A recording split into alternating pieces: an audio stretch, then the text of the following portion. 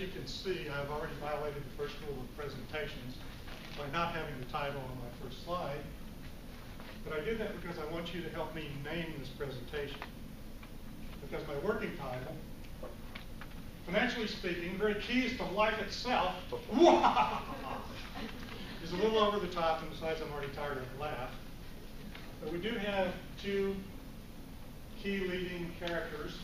You can kind of ignore that chart for a minute. Grandpa here was a teenager in the Great Depression in the 1930s. And all he remembered from that was all the stories he'd heard about people losing everything in the market in the Great Depression. So he was afraid of the stock market, and he never invested in the stock market until he had a granddaughter, 4 years old. When the granddaughter was 4 years old, the parents came to him and said, "Grandpa, look, we got this $1,000. We're going to put it in this mutual fund. And it's going to pay for a big part of your granddaughter's college education. $1,000 will do it, right?" So Grandpa looked at that and he decided, well, I think I'll try a little bit of that too. So we did. And we went down the road, and as things happened, we had good markets for a while, and then there was a bear market, and then there was a bull market, and the way markets work. And one day the parents came in and said, "Hey, Grandpa, the market's doing pretty good. Your granddaughter's mutual fund is doing fine. You must be happy." And Grandpa said something that sounded like, "Arr." I said, "Well, what's the matter?" He said, "Well, I sold it last year." "Well, why did you do that?" "Well, it was down 30% from where I bought it, and I figured I better get out while it was still worth something." So that's what he did. Now, the granddaughter, and as it turned out, the mutual fund was chosen, and this was more luck than anything. It was one of the 3 best performing mutual funds in the United States for the 12 years leading up to her target date of 16th birthday. So the $1,000 grew to be just over $12,000 in 12 years, which means it returned its original investment almost every year for the 12 years. So we had the same family, the same security, and much different results. And I say they both made mistakes. Mistake by Grandpa, well, he didn't behave like the strong hands exactly, did he? When the market got down, he got out. There's a story from about 30 years ago about Donald Trump.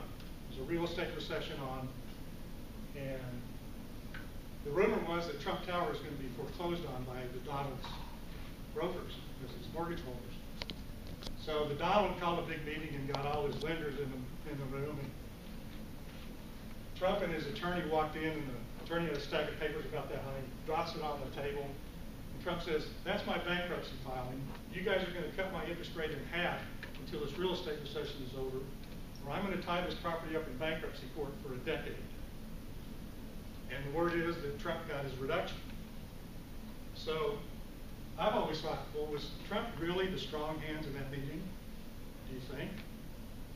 Well, he acted like the strong hands, and it worked for him. Now, the mistake made by the granddaughter, and I think we can cut her a little slack. She was 4 years old, right? Instead of investing $1,000, they should have invested $100 a month for 12 years. The accumulation would have been much better. And frankly, a family that can afford $1,000 can probably do $100 a month.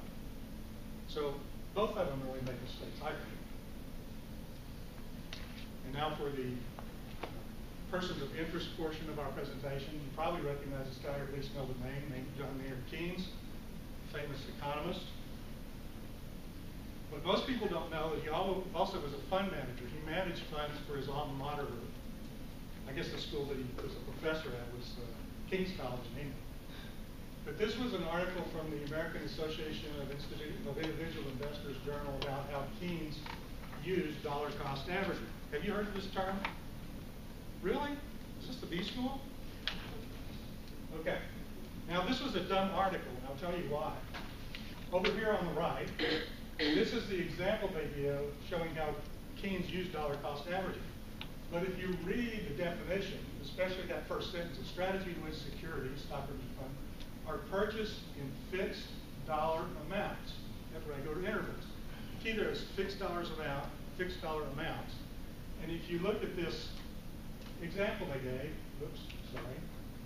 you'll see it's interval investing. He he invested in U.S. Steel Corporation stock back in 11, 12, 13. But there's no fixed dollar amount there. That was interval investing. It wasn't dollar cost averaging. So I really think if Keynes had not been famous as an economist, he probably would not be famous today as a fund manager. But that could be your opinion. Now, how many recognize this guy? Show of hands. Come on. Okay. This is John Templeton, that Money Magazine called arguably the greatest global stock picker of the century. And I don't think it's close.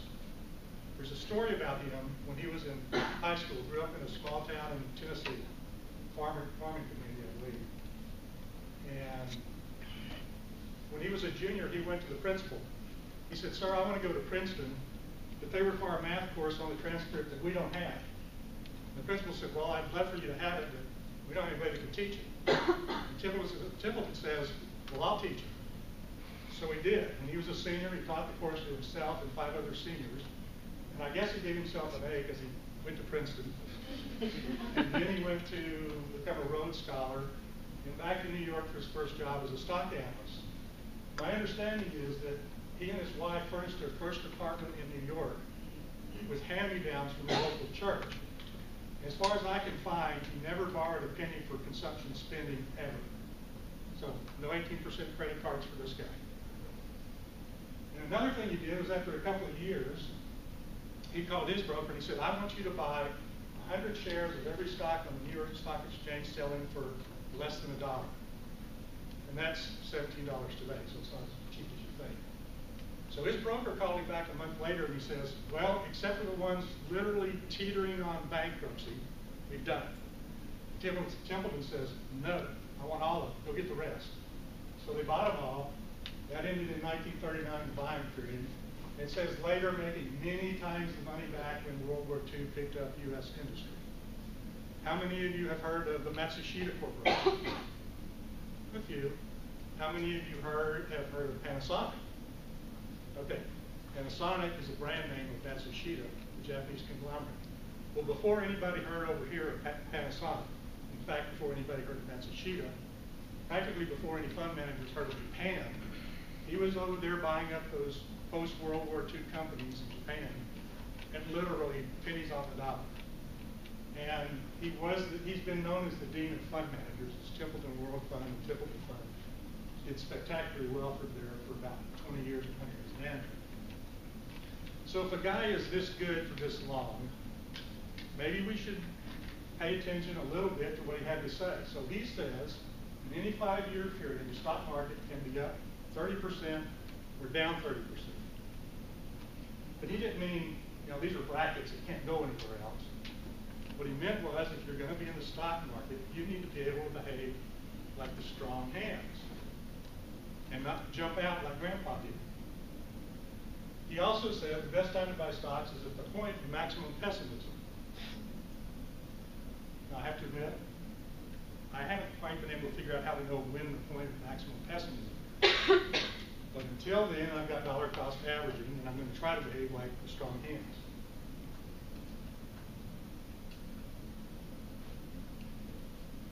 There it is, John Bogle. John Bogle is famous not by being such a great investor, but he reduced the cost of investing for all us investors by about 50% over the last 30 years. And he was rewarded by growing the largest mutual fund company in the world, Vanguard. You know those guys. So let's say what he has to say. He said in his 2011 book, for the next decade, so I'm assuming he's talking about this decade, for a conservative bond portfolio, we project returns at about 4.5%. For the stock portfolio, we project our returns at about 7.5%, and that does not include expenses of the plan or fund. So the reason I put this up here is if the best guys in the business are saying this is going to be about what you can expect, and someone comes to you and says, hey, we got this mutual fund at 30% last year, we think it's going to make at least 25% a year for you for the next 10 years, then you need to be thinking, okay, what are these guys doing that the best guys in the business were not able to do or don't think you can do? And I'm not saying you can't do better, but what I'm saying is, you guys probably took probability and statistics, and you remember they told you you're supposed to have an expected rate of return when you make an investment. All I'm saying is you should have a reasonable expected rate of return. And I think that I can take that, and if I use dollar cost averaging and behave like the strong hand, maybe I can enhance that a little bit. All right, we are a nation of accounts. We've got brokerage accounts, mutual fund accounts, IRA, pension plans, 401k accounts. Great one here at the company. Hope you take that one. And insurance accounts. All these have one of two things in common. It's called the beneficiary designation form or the transfer on death form. And all that is the form that tells the fiduciary who gets your money when you die. And it's simple and easy, but people neglect these things. They make an investment. They get married, they have children, they get divorced, somebody dies, and you still got the old original beneficiary form sitting there, and it takes 10 minutes to change it, guys. You should just review them as you go through life. One is, it comes under two different names, but the basics is, one is for taxable account and one's for your tax deferred IRA type accounts. Now, remember this, if you wait to update your beneficiary form until after you die, you're too late. You've seen the movies. When did you see a zombie fill out a beneficiary form? Name one. Not this guy. Scientists now know that improper care of beneficiary forms is a causal factor in zombieism. Don't get caught on this. It's so easy. I downloaded the form from Fidelity. You don't have to read all this, but you're going to put beneficiaries, the people you want to get your money. Contingent beneficiaries, those are the people you want to get the money if the first ones are dead. And you sign it. It's that easy. Easy. Do this. And, excuse me. There's the Vanguard form. It's the same thing, beneficiaries, primary beneficiaries, secondary beneficiaries. I didn't put the signature sheet out there. Okay, let's move on. How to be a cheerful giver and save a lot of tax money. Americans are cheerful givers. We like to help other people. We give to millions and millions every year, charities, to nonprofit agencies, what have you. We like Wounded Warrior at our house. But let's say you bought a stock, XYZ stock, $10,000. You're 10 years down the road, it's now worth 20. Well, if you want to donate that, or donate the money, don't sell it, because if you do, you have to pay 20% capital gains tax. You don't have $18,000 to actually donate. So what you do is, there's a form for this too, you transfer it directly to the charity. So it's not a sale, you don't pay taxes, you pay 0 taxes, you get the entire $20,000 deduction. So if we're going to be generous, folks, let's be smart about it. Does that make sense? All right. Now, how to never pay taxes on your IRAs?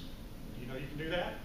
How many know you can do that? Okay, how many of you know you can do it even if it's not a Roth IRA? Aha! Okay. Every year, the last week of the year for the last 6 years, Congress has passed a law. Lots of goodies in it, but they're jerks about it. You got maybe a week to act on this. And frankly, this is more for your parents and probably your grandparents, because, all right, this is directly from the IRS publication, and it's in red. For eligible tax years, individual age 70 and a half or over can exclude up to $100,000 from gross income for donations paid directly to a qualified charity from their IRA. And down here, it's actually, if your joint return, $200,000. What gets me and makes me angry is they exclude the SEP. Now, this is the reason for you to have a 401k at work and a regular SEP on the side. So that someday, if you're making donations, you might as well get to do it free, right? Or tax free. Okay. Who's next? All right. Now, this is for you guys specifically today. If you're going to be successful with your savings and investments, it's got to have two elements. It's got to be systematic, it's got to be inconvenient. So what do I mean by systematic? People who buy a house usually are wanting to build equity, right? It's one of the goals of buying a house, build some equity. So how do you finance a house? You get a mortgage, right? What does that mortgage require you to do? Somebody answer that. Make payments. When? Every month. Every month. So basically that's your idea of systematic, isn't it? Every month, make a payment. Well, then it's got to be inconvenient. So you've had this house for 10 years and you want to get your equity out. So what do? You got to fix it up. You got all that deferred maintenance. I'm on 30 years and I got a lot of deferred maintenance. You got to fix that deferred maintenance, and you got to maybe hire a broker. You can't just call Vanguard and say, sell my house and get a check in the mail 5 days later. You got to get a broker to come in, show the house, get your 60 people, got to traipse through, and then they got to qualify for a loan. So it's inconvenient to get your money out. And 401ks and IRAs and houses are the vehicles for most families for the last 3 generations, vehicles of largest value, because they embody these two concepts. They're systematic. If you sign up for our 401k account, when is it going to be paid into? Every paycheck, right? Is it once a month, twice a month? Is that systematic? You're darn right it is. It's also inconvenient. I certainly consider paying a penalty for early withdrawal plus a bunch of taxes to be inconvenient. I don't know about you. Maybe you got a better idea. All right, we're going to sum up here pretty quick. 2 slides. Do be systematic. Do use dollar cost averaging. Do embrace inconvenience for purpose of discipline. Use tax avoidance, especially in giving. Behave like a strong hands in the equities markets. Don't put $1,000 somewhere and wait and see how it does. I've seen people do that for years. They put $5,000 in something, and say, let's see how it does. So 6, 7 years down the road, they look at it and say, well, it hasn't done all that much. But if they put $1,000 in 1 year, 1,000 the next, 1,000 the next, 1,000 the next, they psychologically they say, hey, we started out with $1,000, now look what we got. So use the psychology. Use the psychology and make automatic good things. Make the good things that can happen automatic by using systematic investing. All right, great ideas. Use your beneficiary designations for cheerful giving. What a better way to give to a charity? Give them money you don't need anymore. You're dead. Make tax-deductible donations of appreciated securities. That's avoiding capital gains. Make tax-free IRA withdrawals by post-70 donations when available. Create tools, understand and use dollar cost averaging. Diversify and don't use leverage against yourself by borrowing for consumption at high rates. Put yourself in a position to act like the strong hands. All right. Coming to the big close here. It's not so big. That's a 1965 Ford Mustang. In 1965, there was a car dealer in Houston, and he advertised that you could buy that car for $1,995. But that was a stripper. If you wanted air conditioning and an automatic transmission, that probably cost you $2,500. What does a Mustang cost today? Come on, you guys know this. Well-equipped or semi-well-equipped, what, 25 maybe? 28. Okay, so that's 10 times as much in 50 years. You guys are mostly young, so you could be excused for thinking that inflation is dead. Inflation's not dead, folks, it's sleeping. It can't wake up. It probably will wake up. Now this is my new working title. A grandfather, a granddaughter, and their money. How's that?